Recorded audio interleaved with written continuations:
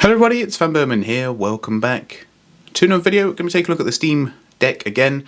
I wanted to give my first impressions because I think this will be quite useful if I do come to make any more videos on it, to let you know what my impressions are sort of after 24 hours of messing around with it and mainly spending time installing games.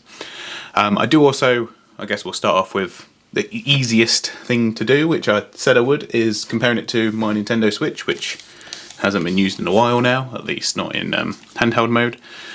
So this is the original Switch, but with, I can't remember what the actual pads are, who they're made by. Hori, that's it, there we go. They're actually really quite comfortable. They're much better than the Joy-Cons. They've got proper D-pads and everything, so it's probably a bit more comparable, I think, to the Steam Deck. So roughly is actually the same length, although Steam Deck is far more chunky because the Switch is much thinner. Well, I'm not certain that this lens is picking up, but there we go. Yeah, so it's much thinner compared to the Steam Deck that is, I don't know, maybe like a third bigger in terms of thickness, and definitely the grips are much bigger as well. But if you're comparing it to the Switch with the Joy-Cons on, yeah, it's going to be a behemoth in comparison. I've heard some mentions of it being compared to the Wii U controller, and that sort of fits in about right, actually. I think they're probably actually very similar. I don't have one to show you, but yeah, in terms of a size comparison, you can sort of get a bit of an idea that, yeah, how I would want to use a Switch. Very, very similar. The Switch is probably much lighter. In fact, I do have some scales. You can do the weight comparison. Obviously, this Switch has got the extra pads on. What's that? 455, 456 grams. Gained an extra one. And then the Steam Deck should be, I imagine, considerably more. Have I not put that on correctly? You know what? How much does a stand weigh? 35 grams. This isn't an official stand. It's actually for a Xbox controller. So, alright, so that should get me onto 0.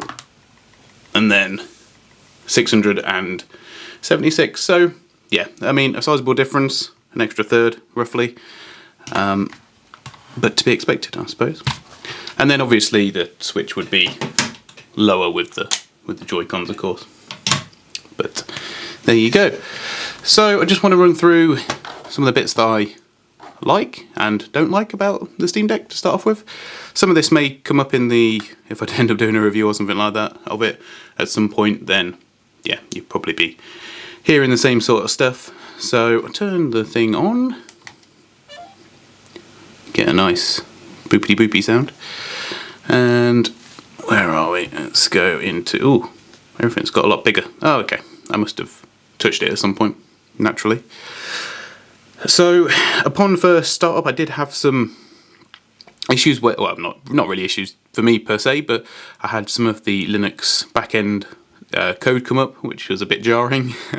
And it then failed, but then rebooted itself and worked fine.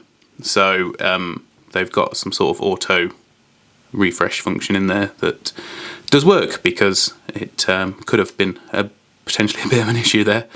The version of the Steam Deck I had as well was dated. The original one was build was dated on the 27th of February. So that is a day or 2 days after I paid for it. So that's quite funny that they are updating these, well, literally the day or two before they're shipping them. So I would expect, and it'd be interesting to know if people are having theirs shipped with dates that are very close to their, with builds that are very close to their shipping date that they're updating. Gives you a good overview of what's in there. It's nothing that we don't already know. 2.8 gigahertz, 4 cores, 8 threads, a Van Gogh, whatever you want to call it. GPU, which is obviously the RDNA 2 one, and it's got a gig of VRAM, but of course it will be able to dip into that DDR5 as well. So you can necessarily see that, but it is all there, which is quite nice. And it's super fast as well. I think there is a little bit of slowdown with the Steam UI, but having used Steam Big Picture and the first version of Steam OS, I imagine that a lot of that is down to the OS rather than the console itself. So in terms of games, your library becomes cut down quite a bit. So you get the runs great. So this is where it's been verified and it runs fine, and I can pretty much attest to that so far. And then you've got ones that maybe work okay or require some sort of touch input in order to be able to start it. So all the Bethesda games are going to be the orange one, which means they do run. But obviously you've got the Bethesda, you've got their game launchers beforehand. I think it's the same thing for a lot of Square Enix's, or at least Square Enix's games, and then Grand Theft Auto as well? Not certain. But it does give you a bit of an idea as to why they are when you start them up, I believe. In fact, let's have a look. Let's see what it says. I don't really want to start up Fallout, but no, it doesn't tell you there. But anyway, I think it does when you boot up the game. So I'll quickly boot up Elden Ring. Elden Ring's running on the, there you go, use the official layout. So it will tell you if you need, or what you need to do in order to get it working. And Elden Ring actually works really well on here. And I was very pleased. I have seen it on other people's videos, but there is the option to be able to see your telemetry as well for the device. So what temperature you're running at, what the utilization is, and I find all that stuff really, really interesting, but more so for battery life as well, and how many watts you're drawing and everything else. So I'll put that on briefly. You got three levels. The third level is probably a little bit overkill, to be fair. Level 2 is pretty good, gives you enough information. The only problem with it in Elden Ring is it covers my health bar, and I sort of need to know that because I'm very bad at playing Elden Ring. But I'll boot it up. I'm in this Storm Vale, I think, portion of the game, which I've noticed even on my main PC, it does have a bit of a frame. Storm Hill, that's it. I don't know where I got Vale from, but you can have a bit of an idea as to what frame rate you're going to see. And the thing is, you've got the option to be able to customize it as well. So it's probably a bit small. I'll bring it a little bit closer. But I've got it set to 1280 by 800, which is native resolution. And I got it on medium, because there doesn't seem to be much difference between medium and low. So I figured I may as well have the extra horsepower. I'm not sure how well this will come through on the camera. I'll have to do some proper footage or some captured footage or something going forward. But yeah, if you played this, I imagine probably you've had the same thing as me, where this area is a lot more intense to run, at least, than the first area of the game.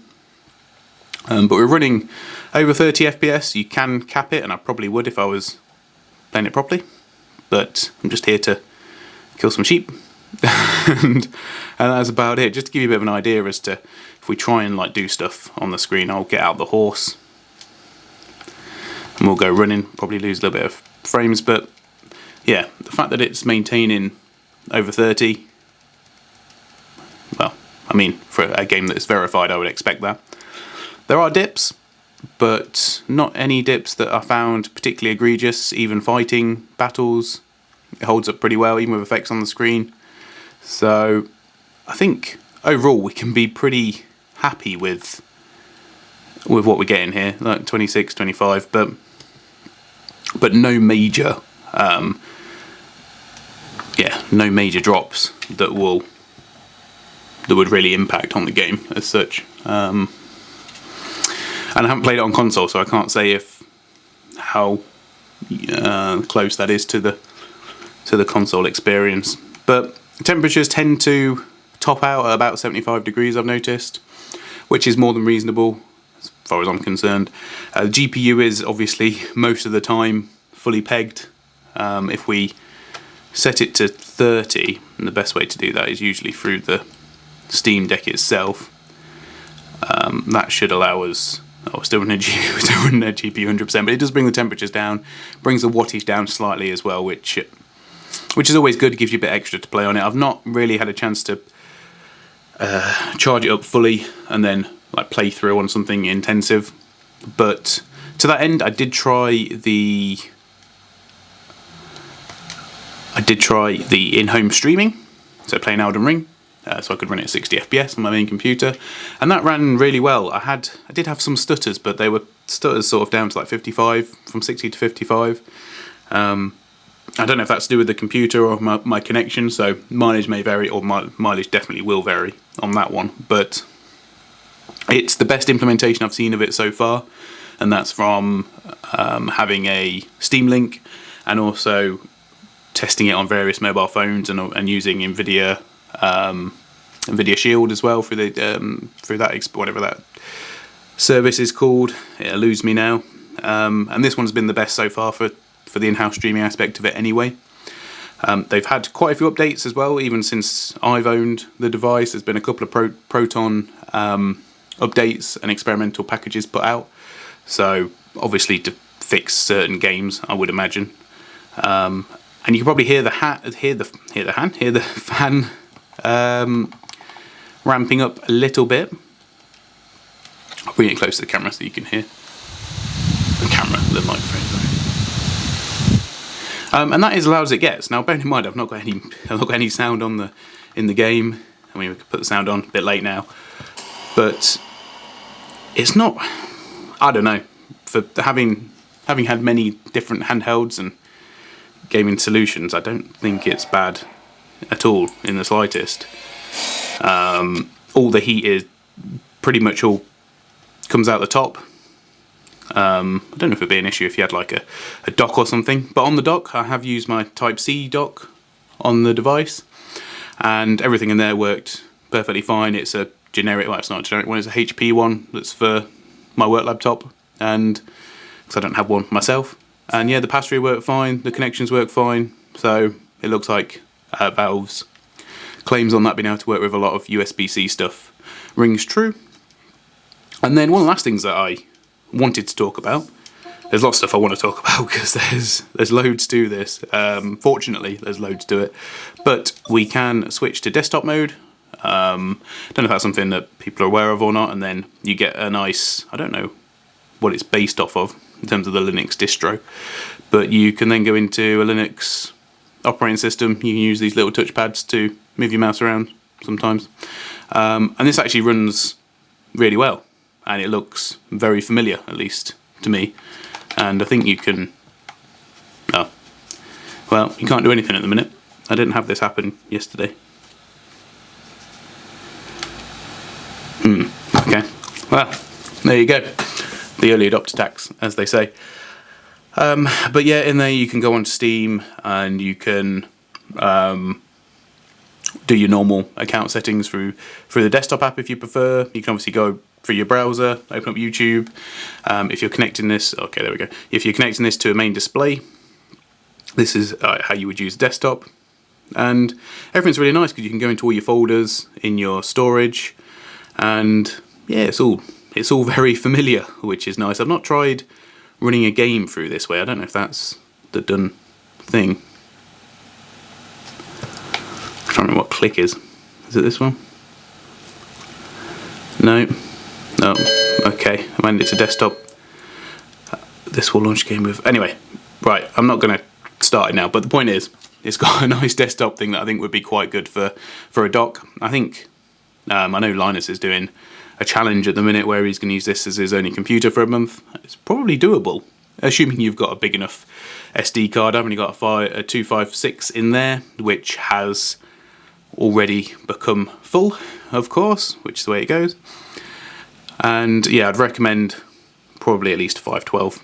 Realistically, that's sort of where the price out, you know, because when you start getting into terabytes, they can be a heck of a lot of money. So just depends what version of the Steam Deck you get as well. If you only got the 64GB version, then you may well want to actually get yourself a terabyte one, which I guess sort of defeats the object of buying the cheaper model. I'm not actually sure what the click is here, to be fair. I need to spend more time playing around with it, but I've slept since then. So that's the right click. I think it might be doing it and I'm just 1-0. But anyway, yes, there you have it. I can't really say much more else on it at the minute. I've still got a lot of... Still need to spend a lot more time with it and get used to it. I quite like the touchpads. I think they're really useful. And yeah, lots of satisfying jingles as well in there. And I've bought a few different games to try out. So I don't really play many driving games on my computer, but I quite enjoy them on a handheld, which will upset a lot of people with steering wheels. So that's one of the things I've been looking for, trying to find a good driving game for it that I can get into. So currently looking at Dirt Rally, and we'll see how that is, because it was incredibly cheap. And yeah, if you've got any questions on the Steam Deck, let me know. I'll try my best to answer.